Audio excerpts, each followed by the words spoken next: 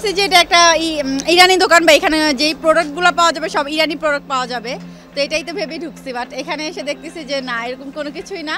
এখানে যেইগুলাই দেখতেছি মানে বাংলাদেশি প্রোডাক্টই, তো এটা তো 100% এটা একটা প্রতারণাই। এটা তো একদম না, সব বিদেশি মানে কত ঢুকতেছি আমরা। দোকানের নাম দেখে কি মনে হচ্ছে? বিদেশি। ওটা দেখে আমরা দাম বলছি, কিনছি। কিনছেন? ভেতরে ঢুকে কি দেখলেন? পণ্য কি? Bangladeshi. Colour expert, George sap এবং মাইল্ড অন হ্যান্ডস টেকনোলজি সমৃদ্ধ অরিক্স ক্রিস্টাল ওয়াশ আপনার নন। আন্তর্জাতিক বাণিজ্য মেলায় বিদেশি দোকানের নামে বিক্রি করা হচ্ছে দেশীয় পণ্য, ক্রেতাদের আকর্ষণে হাঁকডাকও করা হচ্ছে বিদেশি ভাষায়। দর্শক, এই মুহূর্তে আমরা দাঁড়িয়ে রয়েছি আন্তর্জাতিক বাণিজ্য মেলায়। যে স্টলটি দেখছেন, এই স্টলটির নাম হলো ইরানি মেলামাইন। স্টলটি দেখে বাইরে থেকে বোঝার কোনো উপায় নেই যেটা বিদেশি কোনো স্টল নয়, দেখেই মনে হচ্ছে যে এটি একটি বিদেশি স্টল। কিন্তু স্টলের ভেতরে যদি আমরা যাই, এই যে দেখছেন যে মেলামাইনগুলো আছে, এই মেলামাইনগুলোতে তারা যেভাবে তাদের ব্যানার দিয়েছেন দেখে মনে হচ্ছে ইরান থেকে আগত কোনো মেলামাইন। কিন্তু আমরা যখন এখানে এসেছি বা এখানে যারা আছেন তাদের সাথে কথা বলেছি, তারা বলেছেন যে এখানে কোনো ইরানি মেলামাইন নেই বা বাইরের দেশের কোনো পণ্য এখানে বিক্রি হয় না। এটা সম্পূর্ণ বাংলাদেশে প্রস্তুতকৃত একটা জিনিস। এবং কিছু কিছু মেলামাইনের গায়ে লেখা আছে তুর্কি এবং কিছু কিছু মেলামাইনের গায়ে লেখা আছে ইরানি। যখন আমরা তাদেরকে জিজ্ঞাসা করলাম যে এই মেলামাইনগুলো তো বিদেশি নয় বাংলাদেশি, তাহলে আপনারা এভাবে কেন বিক্রি করছেন, তারা বলছেন এটা তাদের নাম। আমরা যখন গ্রাহকের সাথে কথা বলেছি, গ্রাহকরাও বলছেন এটা গ্রাহকের সাথে একেবারেই প্রতারণা। দেখুন আন্তর্জাতিক বাণিজ্য মেলায় কিভাবে মানুষের সাথে প্রতারণা করা হচ্ছে, তার উজ্জ্বল দৃষ্টান্ত হলো এই দোকানটি। উর্দু ভাষা না, এটা হচ্ছে আরবি ভাষা। পার্থক্য একটু বলেন তো। পার্থক্য অবশ্যই আছে। আপনি বুঝতে পারছেন যে ওটা উর্দু না ওটা আরবি ভাষা, তাহলে এটার পার্থক্যটা কি? পার্থক্য আরবি হরফ আর উর্দু হরফে বেশ কম আছে না। উর্দু হরফের পার্থক্য নাকি এটা জবরজের পেশের পার্থক্য? জবরদের পেশের পার্থক্য আছে। আরবিতে দোকানের যে নাম দেয়া আছে ওখানে কি জবরজের পেশ? না না না, হয় না, সেটা ঠিক আছে। আমি মেনে নিলাম আপনি বললেন আরবি ভাষায়, তাহলে আসলে এই পণ্যগুলো যদি বাংলাদেশি হয় তাহলে এই পণ্যগুলোর বাইরে আপনাদের দোকানের নাম আরবিতে কেন? সেটা তো অবশ্যই না, অবশ্যই না। হাঁকডাকও করতেছেন আবার ভারতীয় ভাষায়, এটা কেন, এর কারণটা কি? এটা বলতেছে আর কি কাস্টমারে আপনার আকর্ষণ করার জন্য, এটাই। তার মানে আপনাদের পণ্যগুলো হলো দেশি? অবশ্যই দেশি পণ্য। বিক্রি করতেছেন আপনারা সবাই বাংলাদেশি, তাহলে দোকানের নামে এভাবে যে আপনাদের এই হরফগুলো আপনারা ব্যবহার করছেন বা উর্দু ভাষা ব্যবহার করছেন, এটা কতটা যৌক্তিক? যৌক্তিক না, সেটা ঠিক আছে, কিন্তু এটা স্বীকার করেন কিনা যেটা অযৌক্তিক? সেটা তো অবশ্যই, এটা ভুল কিনা মনে করেন? অবশ্যই ভুল।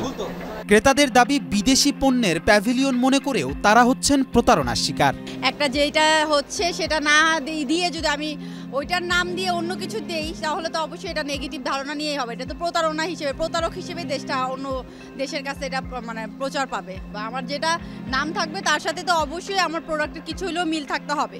যদি একদমই মিল না থাকে তাহলে তো এটা মানানসই হবে না, এটা তো জিনিসটা প্রতারণাই হবে। এটা ইরানের কোনো একটা দোকান বা কোনো প্যাভিলিয়ন আসছে, কিন্তু অ্যাকচুয়ালি এগুলো সব বাংলাদেশি মেড ইন বাংলাদেশ, কিন্তু এই নামটা কেন ইউজ করছে এটা একবার প্রতারণা। ঢুকছি এখানে ইরানি মেলামাইন দেখা বিদেশি জিনিস কিনবো, বাস্তবে এখানে কোনো বিদেশি জিনিস নাই।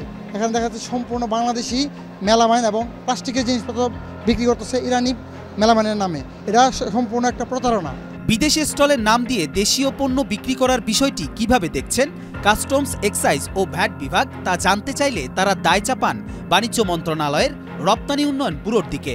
এই জায়গাটায় এই পণ্যগুলো বিদেশি কিনা এটা কারা যাচাই করেন বা কোন অধিদপ্তর যাচাই করেন এই মেলা?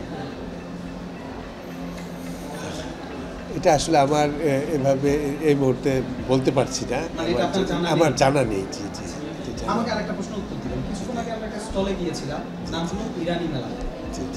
স্টলটির বাইরে উর্দুতে ইরানি মেলামাইন লেখা এবং স্টলের ভিতরে সকল পণ্যের গায়ে তুর্কি থেকে আমদানি হয়েছে ইরানের প্রোডাক্ট সব লেখা।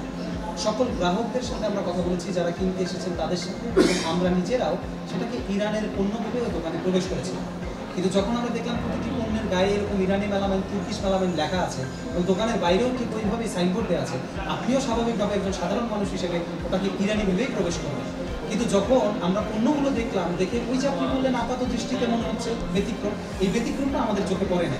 যখন আমরা দোকানদারকে জিজ্ঞাসা করলাম এই পণ্যগুলো কোথাকার, তারা বললেন বাংলাদেশি।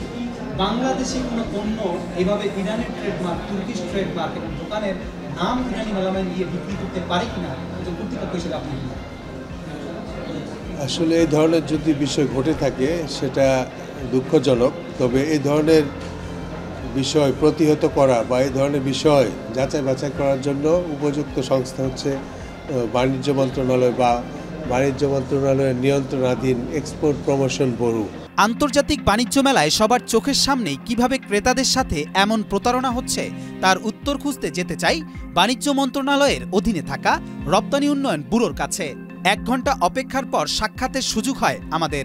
মৌখিক অভিযোগেও ব্যবস্থা নেন তারা। এমন বলার পরেও প্রমাণসহ অভিযোগ জানালেও লিখিত অভিযোগ ছাড়া কোনো ব্যবস্থা নিতে পারবেন না বলে সাফ সাফ জানালেন রপ্তানি উন্নয়ন ব্যুরোর সচিব ও 29তম আন্তর্জাতিক বাণিজ্য মেলার পরিচালক বিবেক সরকার।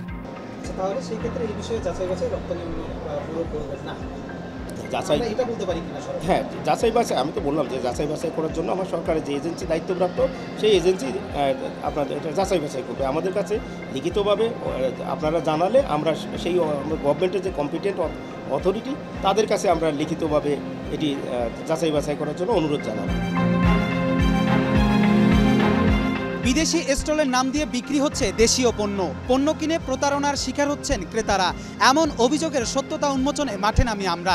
সর্বশেষ এর সমাধান খুঁজতে বাণিজ্য মন্ত্রণালয়ের অধীনে থাকা রপ্তানি উন্নয়ন ব্যুরোর কাছে গেলে মেলেনি কোনো সদুত্তর। তাহলে এর সমাধান কোথায়? কবির চৌধুরী জয়, মাই টিভি, পূর্বাচল।